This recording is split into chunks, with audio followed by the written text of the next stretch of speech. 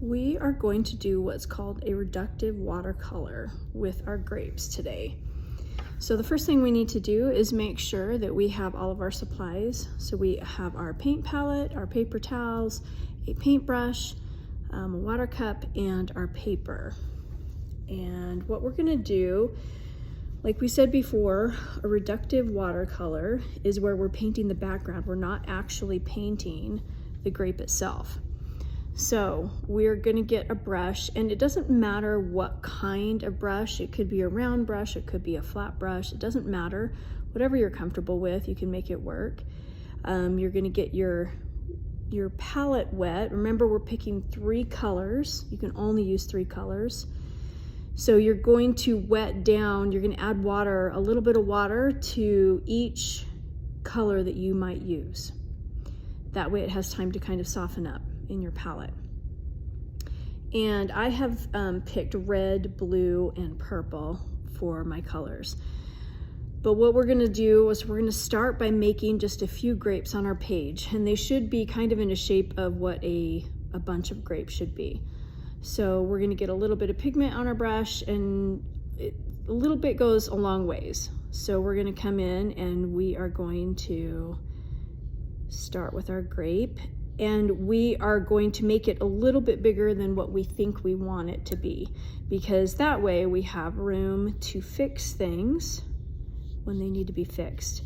Now I went ahead and drew my grape with my brush, and now I'm coming in and adding water around the edges to spread out that pigment.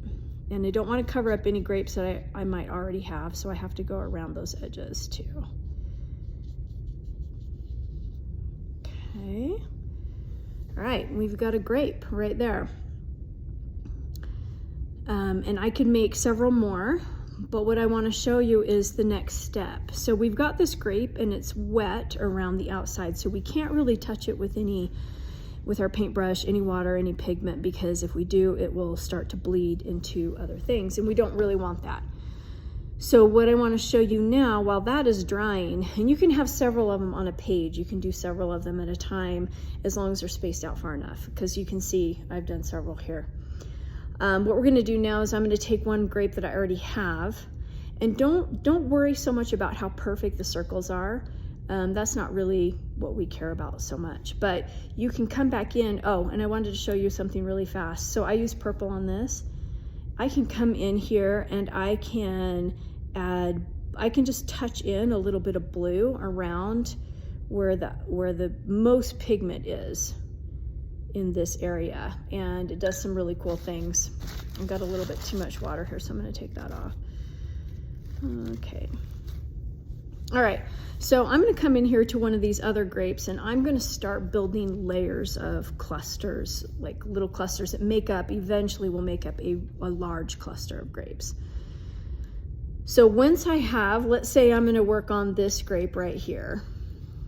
So let's see, if I'm working on this grape right here, it's in purple right now. So I might want to try a different color. Like, let's say I'm going to use a little bit of blue. Okay, and I don't want a ton of pigment, but I can come in and I am trying to make this grape look like it's behind this other one. So we have to kind of layer. So I'm not putting grapes next to each other, I'm putting it underneath or back behind. Okay, so I'm gonna put this, I'm gonna just draw my grape in really lightly. And I used a lot less pigment on this one, which actually helps because it's easier to spread out that pigment out here. Okay. Now, eventually, I'm going to have several of these grapes. So I'm going to put one on this other side. I can do several at a time. I can do as many as the original grape will allow. So if I have space, I'm going to make it happen. Okay.